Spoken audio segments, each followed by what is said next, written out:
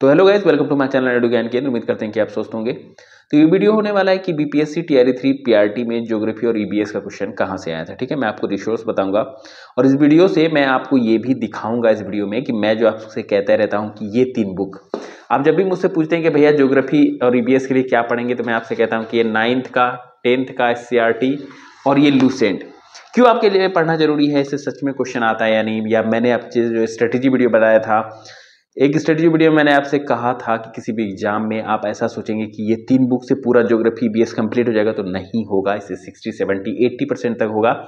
बाकी जो 20%, 25% है वो पीवाईक्यू लगाने से आएगा। इसलिए मेरा स्ट्रेटेजी वीडियो में हमेशा आपको कहते रहता हूं कि आप बुक को फॉलो कीजिए और पीवाईक्यू लगाइए, आपका काम बन जाएगा। तो इस वीडियो से आप ये भी देख लेंगे कि बुक मेरा जो स्ट्रेटेजी आपको हम शेयर कर रहे हैं वो आपके लिए सही है या बेनिफिशियल है या नहीं, या फिर ऐसे ही व्यू के लिए हम बना रहे हैं। तो चलिए बिना किसी देरी के वीडियो को शुरू करते हैं। तो मेरे पास सेट ई का क्वेश्चन है, ठीक है, पीआरटी टीआरई 3 का सेट ई का क्वेश्चन है। इसमें 31वां नंबर आप क्वेश्चन देखेंगे कि ज्वालामुखी क्रिया की अंतिम प्रतीक क्या है। ये क्वेश्चन आपको कहां मिलेगा? ये क्वेश्चन आपको लूसेंट में मिलेगा। लूसेंट में कहां पे मिलेगा? पेज नंबर 73 पे जब आएंगे, धुआरे, ठीक है, धुआरे, इसका आंसर क्या है? धुआरे, धुआरे उसमें दिया हुआ है और वहां से आपको समझ में आ जाएगा अच्छी तरह से। फिर अगला क्वेश्चन देखिए क्या कह रहा है। अगला क्वेश्चन कह रहा है 39वां नंबर, हम लोग बढ़ेंगे। 39वां नंबर क्या कह रहा है, देखिए कि राष्ट्रीय उद्यान में सुरक्षा दी जाती है। राष्ट्रीय उद्यान में सुरक्षा दी जाती है, ये कहां से मिलेगा आपको? ये आपको मिलेगा क्लास 10th, ये वाला देखिए, क्लास 10th एससीईआरटी निकालिएगा। पेज नंबर आप आइएगा 57 में। पेज नंबर जब हम 57 में आएंगे, यहाँ पे राष्ट्रीय उद्यान के बारे में दिया हुआ है। यहाँ पे देखिए आगे, ये राष्ट्रीय उद्यान, ये राष्ट्रीय उद्यान, ये रहा आपका। जब इसको आप अच्छे से देख लेंगे, कंप्लीट हो जाएगा। इसका आंसर भी आपको यहाँ से मिलेगा। तो आप देख लिए, डायरेक्ट एससीईआरटी से क्वेश्चन था। उसके बाद आगे हम लोग देखेंगे 43 नंबर। 43 नंबर क्या कर रहा है? हाँ, ग्रीनविच माध्य समय जीएमटी से भारतीय समय आईएसटी कितना आगे है?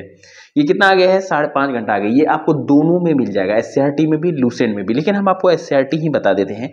एससीईआरटी का पेज नंबर, ये क्लास 9 पेज नंबर 5 में आप आएंगे तो यहाँ पे देखिए ग्रीनविच वाला, ये आपको आराम से मिल जाएगा, ठीक है। और हम लगाते भी जा रहे हैं स्क्रीन पे, आप वो भी देख लीजिए। अगला क्वेश्चन हम लोग बढ़ेंगे, क्वेश्चन नंबर 44 क्या देखिए, पर्वतीय क्षेत्रों में पक्षियों की अधिकाधिक प्रजातियां किस जंगल में निवास करती है। देखिए ये उसी तरह का क्वेश्चन है जो डायरेक्ट किसी बुक से नहीं है, आप खोज लेंगे, ये किसी बुक से नहीं है, ठीक है। इसको हम खोजने के लिए भी जब रिसर्च कर रहे थे आप लोगों के लिए, बहुत देर लगा भाई, 3-4 घंटे से परेशान होते, लेकिन मिला नहीं। ये बुक अब गूगल से ही मिला है, ठीक है। तो ये आप कैसे करेंगे? ये जब आप एससीईआरटी, ये जब ये क्वेश्चन जो कह रहा है ना कि पर्वतीय क्षेत्रों में वृक्षों के अधिकाधिक प्रजातियां किस जंगल में निवास करती है, तो ये एक कॉन्सेप्चुअल क्वेश्चन है। और आप जब एससीईआरटी 9, 10th अच्छे से पढ़ लेंगे, वन संरक्षण वगैरह, तो इससे ये क्वेश्चन का भी आप आंसर लॉजिकली लगा लेंगे।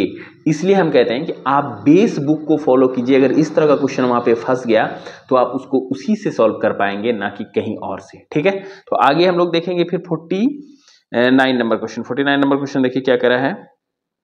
साइलेंट वैली किस राज्य में स्थित है? ये केरल में है। ये एमसीक्यू मतलब प्रीवियस ईयर अगर आप लगा रहे हैं इससे भी हो जाएगा, लूसेंट भी मिल जाएगा, इसलिए इसके लिए हम माथा नहीं लगाएंगे क्योंकि बहुत सिंपल क्वेश्चन है, ठीक है। और अगले हम देखेंगे 52 नंबर क्वेश्चन। देखिए 52 नंबर क्वेश्चन देखिए क्या कह रहा है, निम्न में से कौन सा नवीकरणीय ऊर्जा का स्रोत है? तो ये कहां पे मिलेगा आपको? ये मिलेगा आपको क्लास 10th पेज नंबर 4 में। ये एससीईआरटी का क्लास 10th पेज नंबर 4, यहां पे देखिए, ये रहा आपका नवीकरणीय और अनवीकरणीय, ठीक है।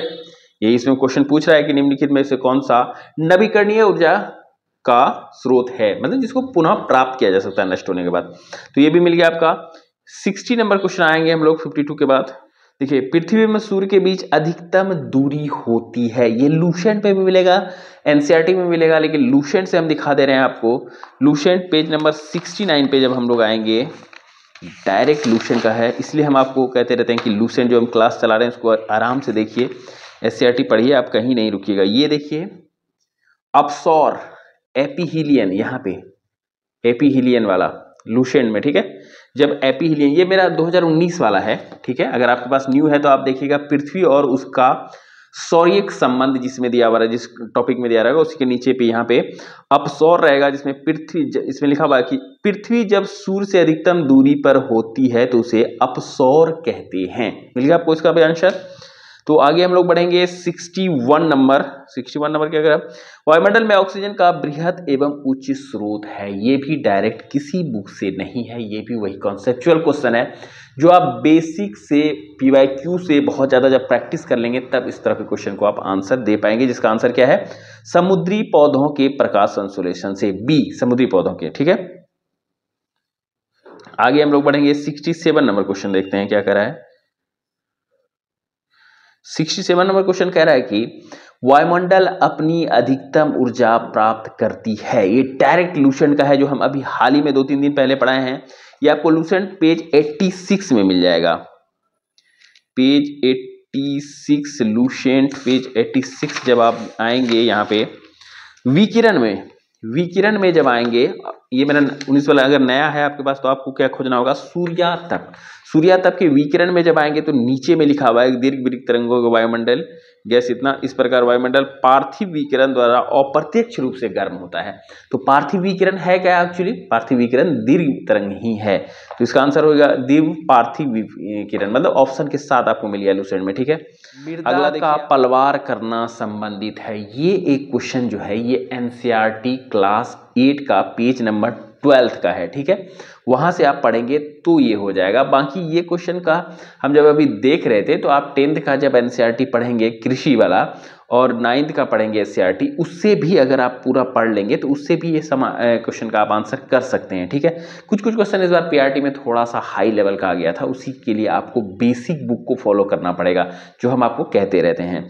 ठीक है, उसके बाद आप देखिए 93 नंबर क्या क्वेश्चन है, कह रहा है देखिए 93 नंबर क्या कह रहा है, निम्न में से कौन सा दक्षिण से उत्तर की ओर हिमालय पर्वत मालाओं का सही क्रम है। और ये आपको कहाँ पे मिलेगा, ये डायरेक्ट आपको सीधे आ जाना है ये वाले पे, क्लास 9 पेज नंबर 19 पे जब हम आएंगे यहाँ पे दिया हुआ है, देखिए महान हिमालय के बारे में जहाँ पे दिया हुआ है ना, महान हिमालय के बारे में यहीं पर क्लियर दिया हुआ है कि जम्मू कश्मीर के उत्तर में कुछ अन्य पर्वत श्रेणियां फैली हुई हैं। इसमें जास्कर पर्वत श्रेणी महान हिमालय की ओर श्रेणी है, जास्कर के उत्तर में लद्दाख पर्वत श्रेणी है, हिमालय के उत्तर में काराकोरम पर्वत श्रेणी है। तो यहाँ से आप इससे ये क्वेश्चन भी सॉल्व कर सकते हैं। तो डायरेक्ट SCERT से ये भी क्वेश्चन आपका मिल गया। अगला है 98 नंबर क्वेश्चन देखते हैं। हाँ देखिए 98 कह रहा है कि शीत ऋतु में तमिलनाडु के तटीय क्षेत्रों में वर्षा होने का कारण है। शीत ऋतु में जो तमिलनाडु क्षेत्रों में वर्षा होने का कारण क्या है, ये आपको मिल जाएगा 98 पेज नंबर 57 और क्लास 9th में। ये देखिए यहाँ पे क्लियर दिया हुआ है, हम यहाँ पे दिखा देते हैं आपको। ये क्लास 9th का SCERT है, पेज नंबर है आपका 57। देखिए इसमें क्या कह रहा है, भारत में शीतकालीन वर्षा की सीमित क्षेत्र हैं, लौटती मानसून तथा उत्तर पूर्वी मानसून से भारत के पूर्वी तटीय भाग तमिलनाडु तथा केरल में वर्षा होती है। पूर्वी जैसे उत्तर पूर्वी मानसून से आप घबराइएगा नहीं, लौटती मानसून, लौटती हुई दक्षिण पूर्वी मानसून भी इसी को कहते हैं उत्तर पूर्वी मानसून को। तो ये भी आपको किससे मिल गया, SCERT से मिल गया। ठीक है, अगला क्वेश्चन 100 नंबर देखते हैं हम लोग क्या कह रहा है। 100 नंबर क्वेश्चन कह रहा है कि बाढ़ को रोकने के लिए सबसे उत्तम विधि है। बाढ़ को रोकने के लिए सबसे उत्तम विधि क्या है, ये मिल जाएगा आपको SCERT का, ये 10th का SCERT पेज नंबर कितना है, 320 है, 320 एकदम लास्ट में आएंगे ना आप, यहाँ पे देखिए बाढ़, यहाँ पे बाढ़ और यहाँ पे दिया हुआ देखिए बाढ़ प्रभावित क्षेत्रों में वनों को विकसित करने के लिए बाढ़ की प्रवणता को कम किया जा सकता है। बाढ़ प्रभावित क्षेत्रों में वनों के विकास करने से बाढ़ की प्रवणता, वनों का जब आप विकास करेंगे तो बाढ़ की प्रवणता क्या हो जाएगी, कम हो जाएगी। यही यहाँ पे कह रहा था कि बाढ़ को रोकने के लिए उत्तम वनोरोपण है, तो ये इसका आंसर हो जाएगा। उसके बाद 115 नंबर देख रहे हैं क्या है। 115 नंबर कह रहा है कि भारत के किस राज्य में सर्वाधिक सागवान के जंगल पाए जाते हैं। ये भी PYQ है, हम आपको दिखा भी देते हैं, ये देखिए। ठीक है, ये भी आप समझिए PYQ से है।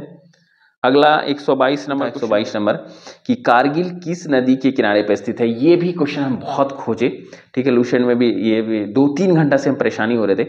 ये भी क्वेश्चन हमको डायरेक्ट तो किसी से नहीं मिला, ठीक है। तो इस तरह का क्वेश्चन करने का क्या तरीका है, या तो आप स्किप कर दीजिए या तो आप बहुत प्रैक्टिस करके गए हैं तो ही आप बना पाएंगे कि हाँ सुरु नदी जो है वो कारगिल मतलब कारगिल किस नदी के तट पर है, तो सुरु नदी के तट पर। इस तरह का क्वेश्चन का आप लगा सकते हैं आंसर। अगला देखते हैं 130 भारत देश की अधिकतम अंतर्राष्ट्रीय सीमा है। अंतर्राष्ट्रीय सबसे लंबा सीमा किसका, ये तो आप भी जानते हैं कि बांग्लादेश का है। यहाँ ऑप्शन में पाकिस्तान, नेपाल, बांग्लादेश, लेकिन ये आपको मिलेगा कहाँ, ये मिल जाएगा आपको क्लास 9th पेज 106। आपको प्रूफ के साथ दिखा देते हैं।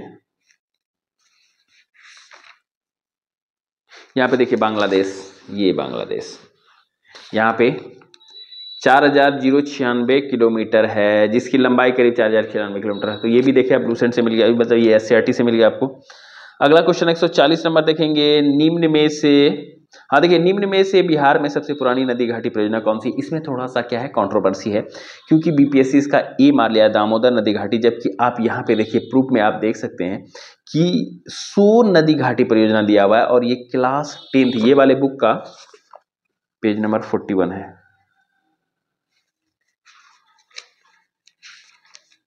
यहाँ पे सोन यहाँ पे दिया हुआ है, देखिए सोन नदी घाटी परियोजना बिहार की सबसे प्राचीन परियोजना के साथ साथ यहाँ की पहली परियोजना भी है। सोन नदी घाटी परियोजना जो है सबसे प्राचीन है और सबसे प्राचीन है, और साथ साथ यहाँ की पहली परियोजना भी बिहार की है। तो पता नहीं बीपीएससी कैसे लिया है, बाकी बुक में तो सोन ही दिखा रहा है।